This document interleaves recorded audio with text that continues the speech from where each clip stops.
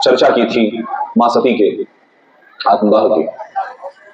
जब विष्णु जी और ब्रह्मा जी का इतना अपमान हुआ तो कई ऋषियों ने विष्णु जी से पूछा कि प्रभु, आप जो महादेव के विशेष कृपा पात्र हैं और उनके द्वारा वरदान पाकर लगभग उनके समान ही हो गए हैं, आपका, ब्रह्मा जी का, सभी देवताओं का, ऋषियों का, सबका अपमान क्यों हुआ? इसका कोई ना कोई कारण तो जरूर होगा।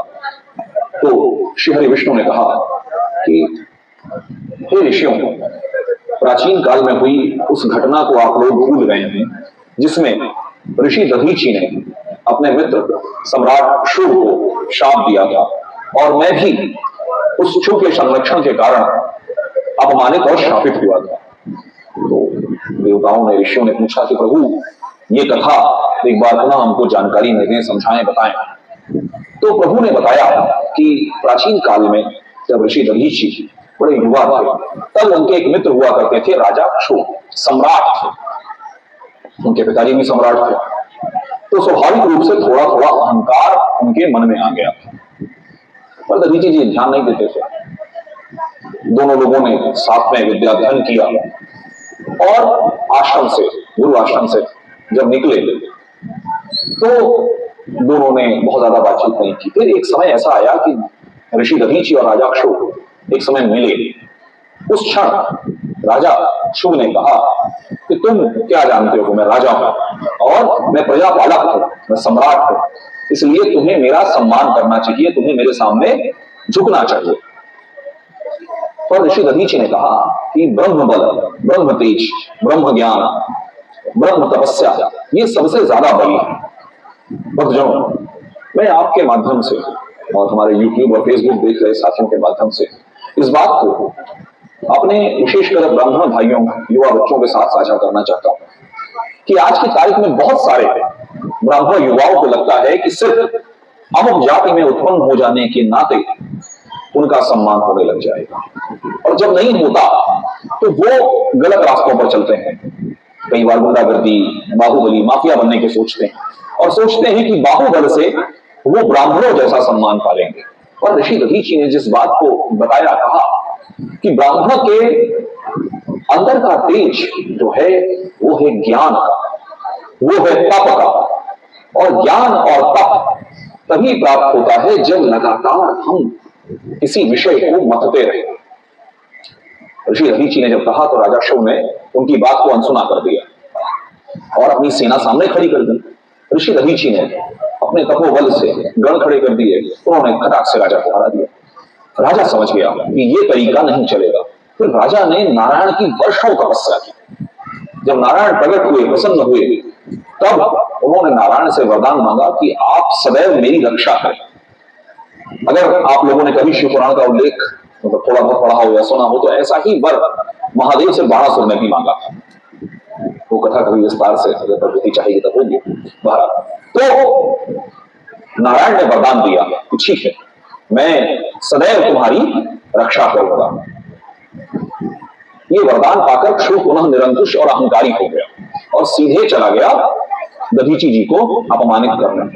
इस बार ऋषि दधीची के पार्षदों को, गणों को महादेव की कृपा नहीं प्राप्त थी, चूंकि तपस्या नहीं हुई, तैयारी नहीं हुई, तो वो हार गए।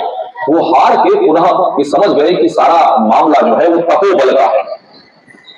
दधीची जी ने, ऋषि दधीची ने तपस्या की, अखंड तपस्या की और वर्षों तक चलने वाली तपस्या की। तब महादेव प्रकट हुए। उन्होंने महादेव से 3 वर मांगे। पहला, मेरी हड्डियां वज्र के समान हो जाए, मैं ऐसा हो जाऊं कि कोई मुझे मार ना सके, और मैं दैन्य रहित जीवन व्यतीत करूं। दैन्य रहित का अर्थ हुआ यानी कोई मुझे नीचा ना दिखा सके, कोई भी मुझे अपमानित ना कर सके। महादेव ने तीनों वरदान दिए ऋषि दधीची को। जब ऋषि दधीची को ये वरदान मिल गए तो ऋषि दधीची ने पुनः राजा शुभ को चुनौती दी। अब जब राजा शुभ के पार्षद आए तो तपस्या बल से, तप बल से उन्होंने तो सारे पार्षदों को यूं ही हटा दिया। फिर राजा शुभ ने नारायण का आवाहन किया और नारायण के साथ बाकी सारे देवता भी पधारे। ऋषि दधीची ने उनसे कहा कि ये राजा जो है ये मुझे अपमानित कर रहा है, मेरा लक्ष्य न इसका राज्य प्राप्त करना है, न धन प्राप्त करना है। मेरा लक्ष्य सिर्फ उस ब्रह्म तेज, उस तपस्या के तेज को उचित सम्मान दिलाना है। ये बात व्यक्तिगत नहीं है, ये बात सामाजिक है। विष्णु जी ने कहा आप बिल्कुल सही कह रहे हैं, और राजा क्षुर को समझाया। राजा क्षुर अहंकार में लीन था। श्री हरि विष्णु ने अपने सभी शस्त्र चलाए, पर क्योंकि राजा दधीचि के, ऋषि दधीचि को संरक्षण प्राप्त था महादेव का, और उनका तपोबल ज्यादा था। मैं आप लोगों को फिर एक बात अंडरलाइन करना चाहता हूं, आप लोगों को बात ध्यान में दिलाना चाहता हूं। हम जिस पर्व के मध्य में आज विजयदशमी के दिन बैठे हैं, उस पर्व के मूल में यह है कि बुराई पर अच्छाई की जीत। पर विचार कीजिएगा, क्या जब इंद्र को उसके पद से हटाया गया तो बुरा व्यक्ति था? इतने सारे ऋषि मारे गए, वो बुरे थे क्या? नहीं। फिर उनका संरक्षण क्यों नहीं हुआ? क्योंकि उनकी अच्छाई, इन अच्छे लोगों के पास शक्ति नहीं थी। जय और पराजय का निर्णय सदैव शक्ति से होता है, बल से होता है। चाहे वो तप का बल हो, चाहे वो अस्त्र का बल हो, पर होता वो हमेशा शक्ति से, बल से। भक्तजनों, राजा राम ने, जैसा अगर आपको स्मरण हो, मर्यादा पुरुषोत्तम भगवान श्री राम जी ने 9 दिन तपस्या की थी। तब उसका परिणाम, उस बल, उस शक्ति के साथ वो रावण का वध कर सके। तो बल शक्ति में है, तप में है। अगर हम अच्छे लोग, बली होंगे, शक्तिशाली होंगे, तो सत्य की जीत होगी। अगर हम अच्छे लोग कमजोर होंगे, बटे हुए होंगे, बटेंगे तो कटेंगे। तो बटना नहीं है, जुड़ना है, एक दूसरे के साथ संगठित रहना है, ताकि कोई हमें काट न सके, ताकि दोबारा हमारा विश्वनाथ का मंदिर नहीं टूटे, हमारा सोमनाथ का मंदिर नहीं टूटे। तो भक्तजनों, नारायण ने अपने सभी शस्त्र अस्त्र चला लिए, पर कुछ नहीं होना था तो कुछ नहीं हुआ। तब नारायण ने राजा क्षुर को समझाते हुए कहा कि राजन, विप्राणाम नास्ति राजन इंद्र भव भय कुत्रचित् विशेषाग्रम भक्तानाम। राजन, जो ब्राह्मण होते हैं उनको किसी का भय नहीं होता। ब्राह्मण कौन होता है? जो ब्रह्मनिष्ठ हो, जिसकी खुद की साधना, तपस्या, तप, सामर्थ्य हो, वो ब्राह्मण होता है। और उसमें भी विशेष तौर पे राजन, जो रुद्र यानी महादेव के भक्त हैं, उनको तो किसी का अणु मात्र भय नहीं होता। तुम्हारे कारण राजन हम सबको अपमानित होना होगा। ऋषि दधीचि ने क्रोध में सभी देवताओं को नारायण समेत श्राप दिया। रुद्र कोपग्निना, रुद्र कोपग्निना देवा सदेवेन्द्रा मुनीश्वर वस्ता भवन्तु देवी विष्णुना च समं करें। क्या श्राप दिया दर्शन, कि आप जितने देवेंद्र के साथ देवता यहां खड़े हैं और नारायण, आप सब लोग रुद्र की कोपाग्नि में, क्रोधाग्नि में आपका पतन होगा, आपका मान मर्दन होगा। विष्णु जी ने उस श्राप को स्वीकार किया और नारायण लोक चले गए। कालांतर में यही श्राप जब दक्ष ने महादेव का अपमान किया, एक ही श्राप फिर से फलीभूत हुआ और श्री हरि विष्णु समेत सभी देवताओं का अपमान हुआ। भक्तजनों, कथा को हम लोग आगे बढ़ाते हैं। मां सती के जाने के बाद सृष्टि का क्रम ठहर गया, क्योंकि महादेव तपस्या में डूब गए। सारे समाज, सृष्टि कर्तव्यों से विमुख होकर वो तपस्या में डूब गए। ब्रह्मा जी को चिंता होने लगी, तो ब्रह्मा जी ने पर्वतराज हिमालय को दर्शन दिया और उनको मार्गदर्शन दिया कि मां भगवती आपके यहां प्रकट हो सकती हैं, ऐसी सामर्थ्य आपके अंदर है, इतनी तपस्या आप कर सकते हो। लेकिन तब जब आपकी पत्नी लगातार तपस्या करती रही, तो मां आपके घर में अपने पूर्ण स्वरूप में, पूर्ण ऊर्जा के साथ मां भगवती आदिशक्ति, जगदेश्वरी, जगदम्बा, सर्वेश्वरी, आदिशक्ति, महाषोडशी मां भगवती स्वयं प्रकट हो सकती। पर्वतराज हिमालय ने अपनी पत्नी मीना से कहा कि आप तपस्या करें। उन लोगों ने तपस्या प्रारंभ की। उस तपस्या से प्रसन्न होकर माँ भगवती आदिशक्ति जगदम्बा स्वयं प्रकट हुई। माँ ने कहा, बताओ क्या चाहिए। उन्होंने कहा कि माँ, हम चाहते हैं कि आप हमारे जीवन में, हमारे घर में बेटी के समान बनकर आए और हमको माध्यम बना के इस सृष्टि के क्रम को आगे बढ़ाएं, क्योंकि भोलेनाथ तपस्या में लीन है, वो सारे समाज को छोड़ चुके हैं। माँ ने उनको वरदान दिया कि मैं तुम्हारे घर में पुत्री स्वरूप में प्रकट होंगी। माँ उनके घर में पार्वती रूप में, पार्वती नाम से प्रकट हुई। पर्वत की पुत्री इसलिए पहला नाम पड़ा माँ का पार्वती।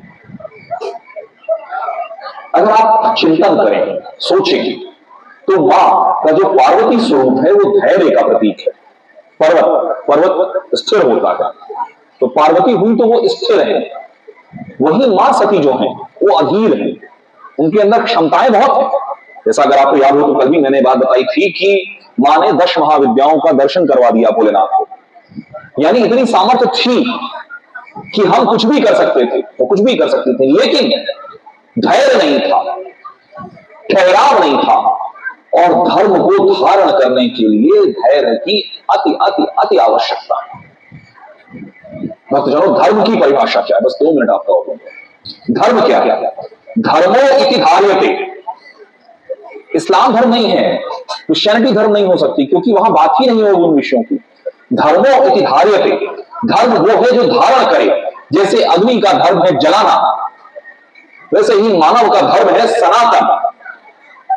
पर मां सती में वो धैर्य नहीं था, उस स्वरूप में, मां के उस स्वरूप में धैर्य नहीं था। क्यों? क्योंकि बड़ी जल्दी जल्दी सब कुछ हो गया। दक्ष ने विशेष तपस्या नहीं की, उनको मां सती मिल गई पुत्री स्वरूप में। मां सती ने विशेष तपस्या नहीं की, मात्र 1 वर्ष की तपस्या की, महादेव प्राप्त हो गए। तो धैर्य नहीं था, धीरज नहीं था, ठहराव नहीं था। पर पार्वती में पर्वत जैसा धीरज है, पर्वत जैसा ठहराव है, इसलिए वो पार्वती है, पर्वत की पुत्री, अतः पार्वती। भक्तजनों, समय बीता, एक ऐसा समय आया जब मां षोडशी हो, ऐसी आयु में पहुंची जहां पर विवाह की चिंता होती है। उसी समय नारद जी वहां पर आए। नारद जी, अगर आपको याद हो, कल भी हमने चर्चा की थी कि नारद जी सामुद्रिक शास्त्र के बहुत बड़े विद्वान हैं।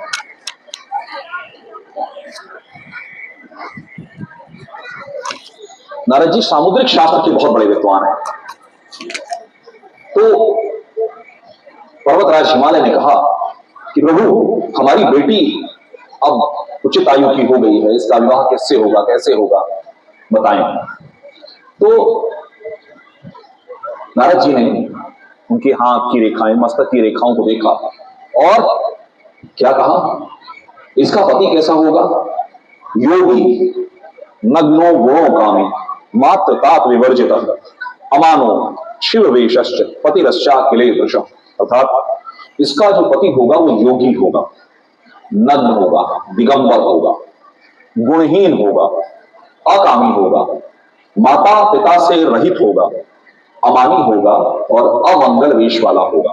अब आप ही बताइए, किसी पिता को ये बताया जाए कि उसका होने वाला दामाद बगैर कपड़ों का होगा, अकामी होगा, उसको कोई रुचि नहीं होगी, और अमंगल वेश वाला होगा, तो कैसा लगेगा? लेकिन रामचरितमानस में बड़ी सुंदर सी लाइन है इसके लिए, समयत को नहीं दोष हुसैन। अर्थात ये जो अवगुण है, जब आप में, हम में आते हैं, मानवों में आते हैं, तो ये अवगुण होते हैं, बुरे गुण होते हैं। लेकिन नारद जी समझाते हुए कहते हैं, लेकिन यदि यही गुण भोलेनाथ से जोड़ दिए जाएं तो अच्छे हो जाते हैं। कैसे? भोलेनाथ महायोगी हैं, आदि योगी हैं, परम योगी हैं, नग्न है। नग्न का अर्थ शारीरिक नग्नता की बात नहीं, वो दिगंबर है, अर्थात उनके आसपास कोई आवरण नहीं है, कोई पर्दा नहीं है, कोई मुखौटा नहीं है। सरल शब्दों में हम कहें तो कोई मुखौटा नहीं पहनते हमारे भोलेनाथ। जो है, जैसा है, वो सामने है। ना वो झूठ बोलते हैं, ना वो झूठ झेलते हैं। इसीलिए जब छल करने की आवश्यकता होती है तो कन्हैया को भेजा जाता है, विष्णु जी को भेजा जाता है। कभी हम लोग साथ बैठेंगे तो एक सुंदर सी कथा है कि कैसे मां तुलसी को छलने के लिए नारायण को भेजा था, क्योंकि भोलेनाथ झूठ नहीं बोल सकते। तो आवरण रहित हैं, उनके पास कोई मुखौटा नहीं है, वो झूठ नहीं बोलते, वो कोई लाद लपेट नहीं करते, गुणहीन है। क्यों? क्योंकि सारे गुणों दुर्गुणों से वो परे हैं। ऐसा कोई गुण नहीं है जो उन्हें बांध सके। शंकराचार्य जी, आदि शंकराचार्य जी महादेव की प्रशंसा करते हुए, पर ब्रह्म को व्याख्यायित करते हुए जब कहते हैं नेति नेति, यानी जो कुछ भी मैं जानता हूं, जो कुछ भी मैं अपनी 5 ज्ञानेंद्रियों कर्मेंद्रियों से जान समझ सोच सकता हूं, तुम उससे परे हो। ज्ञानेंद्रियां सब जानते हैं ना, आंख नाक, जिनसे आप बाहर का ज्ञान अंदर लेते हैं। कर्मेंद्रियां यानी कर्म करने के जो अंग है उन्हें कर्मेंद्रियां कहा गया। तो जो कुछ भी हम जान सकते हैं, हम ज्ञानेंद्रियां कर्मेंद्रियां, उन सबके परे जो है वो है नेति नेति। तो हमारे भोलेनाथ के लिए भी यही शब्द उचित है, नेति नेति। जितने गुण धर्म हम सोच सकते हैं आप उस सबसे परे हैं, इसलिए वो ही अकामी। अकामी इसलिए क्योंकि महादेव के अंदर कोई कामना कोई इच्छा है ही नहीं, वो कामनाओं से परे हैं। माना मानव लाभा लाभम जया जयो सुख दुख समय कृत्वा, वो सदैव सम रहते हैं, माता पिता से रहित है। क्यों? क्योंकि वो अजन्मा है, वो अयोनिज है, उनका कोई पिता नहीं हो सकता, उनकी कोई माता नहीं हो सकती। अमानी, अमानी का एक अर्थ जब नकारात्मक भाव से देखें तो जिसका कोई मान ना करे वो अमानी, पर महादेव के संदर्भ में, महादेव के संदर्भ में अमानी का अर्थ हुआ जो मान और अपमान से परे है।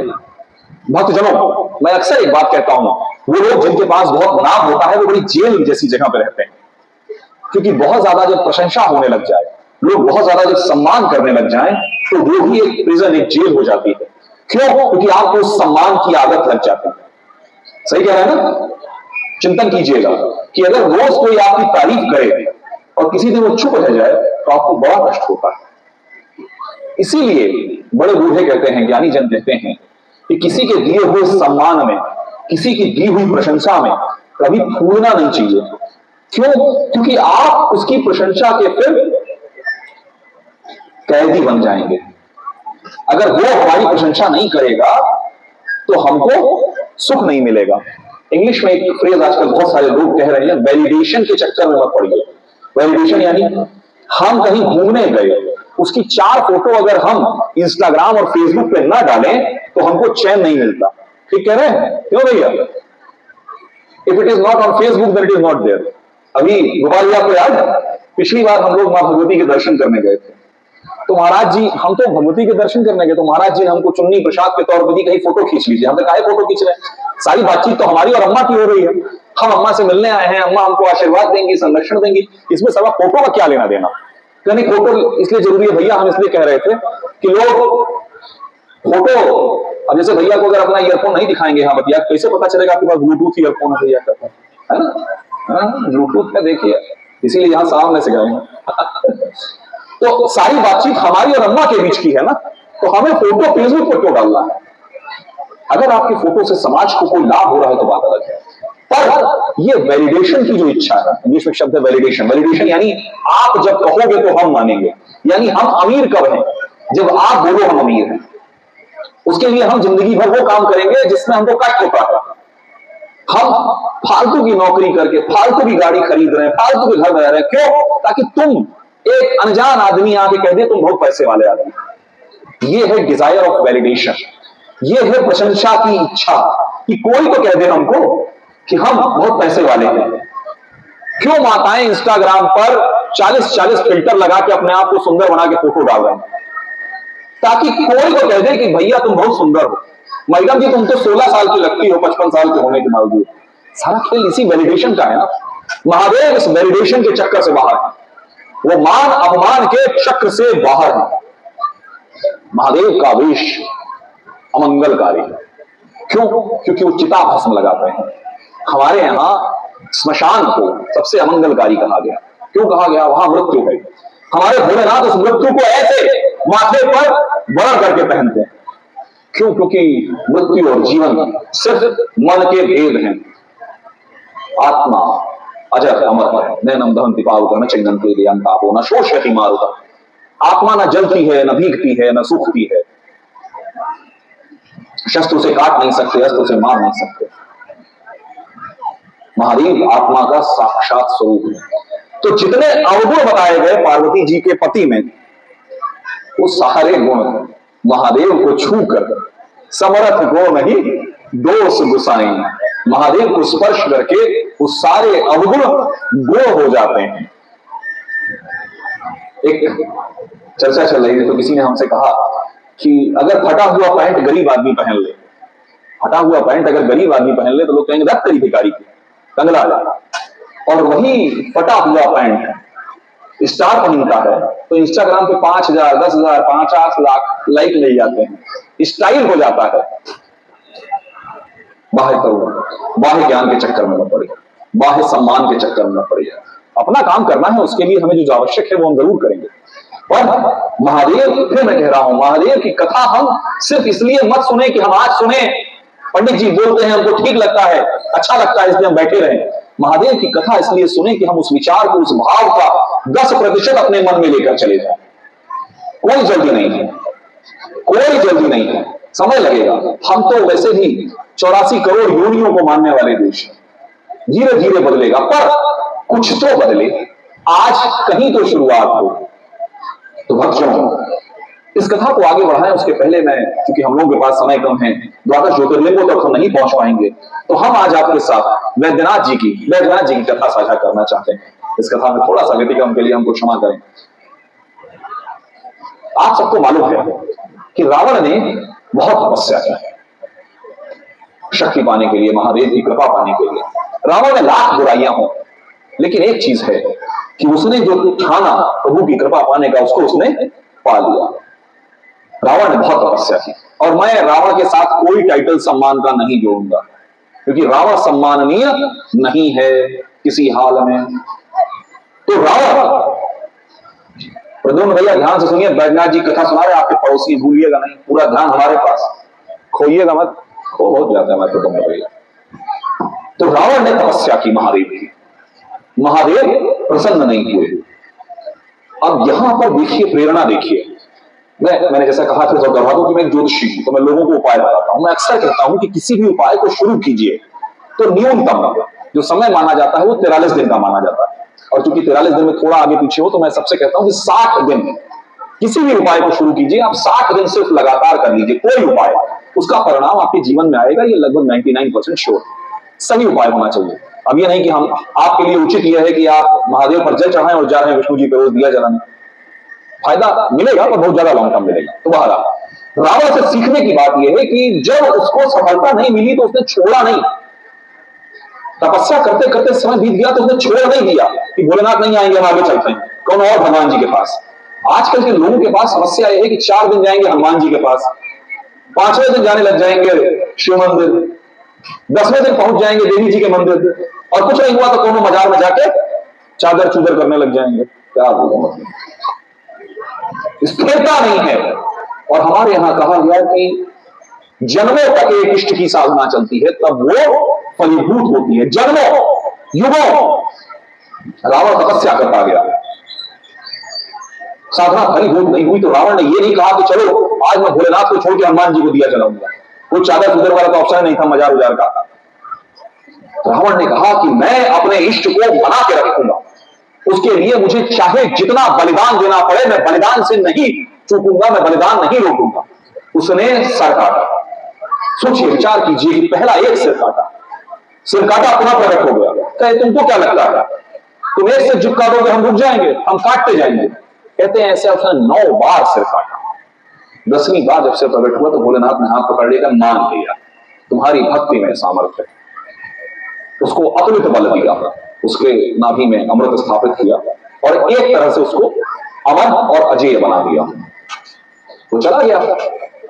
अब लोगों ने देखा कि मामला तो गड़बड़ हो जाएगा, देवताओं ने समझ लिया, थोड़े दिन में सबको हरा हरा के सब बराबर कर दिया, देवेंद्र वेंद्र सबको बराबर कर दिया। तो देवताओं ने कहा कि ये मामला ठीक नहीं है, इसका पतन आवश्यक है, और जब तक महादेव का संरक्षण और भक्ति इसकी बनी रहेगी तब तक कोई इसको मार नहीं सकता। नारद जी को लगाया गया, सब जानते थे कि वो अहंकारी है, उसके अहंकार को ही उसके पतन का माध्यम बनाया गया। नारद जी गए, नारद जी ने कहा और कैसे हो रावण का बहुत बजा, आपको मालूम है कि हम कितने बड़े भक्त हैं? हाँ सुना मैंने, पर महादेव तुमसे स्नेह नहीं करते। तो किसने कहा? मेरे परम आराध्य हैं, मैं उनका महानतम भक्त हूं। तो अच्छा तुम्हारे परम आराध्य हैं तो कैलाश लेकर चले क्यों नहीं आए, यही क्यों नहीं रख लेते हो? रोज तुमको दर्शन होगा, कैलाश इतनी दूर क्यों रखे हुए? हाँ ये बात ठीक। वो अहंकार में ये भूल गया कि हर चीज की एक सीमा होती है और हर वस्तु का स्थान होता है। पहुंच गया, सीधे उसने कहा मैं कैलाश ही उखाड़ लूंगा। उसने कैलाश उठाना शुरू किया। महादेव बैठे हुए थे, महादेव बैठे हुए थे। महादेव ने अपना पैर, सिर्फ पैर का एक अंगूठा नीचे रखा और रावण के दोनों हाथ नीचे दब गए। उसी दबे दबे जब पीड़ा में था तो रावण ने तांडव स्तोत्र रचा। महादेव प्रसन्न हुए। महादेव के आशीर्वाद से उसके हाथ ठीक हो गए। रावण को समझ में आया। महादेव से उसने प्रार्थना की कि महादेव मुझे आपका अंश चाहिए जिसको लेकर मैं लंका जाऊंगा। महादेव ने वरदान स्वरूप अपना एक शिवलिंग दिया। खैर जब तक ये तुम्हारे पास रहेगा तब तक तुम्हारी रक्षा और संरक्षण मैं करूंगा। महादेव की कृपा से वो उस शिवलिंग को लेकर चल पड़ा। देवता समझ गए कि अगर ये शिवलिंग एक बार लंका पहुंच गया तो फिर कोई इसको हरा नहीं पाएगा। तो देवताओं ने गणेश जी की प्रार्थना की, प्रभु अब आप ही की बुद्धि से काम चलेगा। तब वेद के अनुसार एक साधारण भोग की भी बात आती है, परंतु मुख्य रूप से गणेश जी की चर्चा आती है।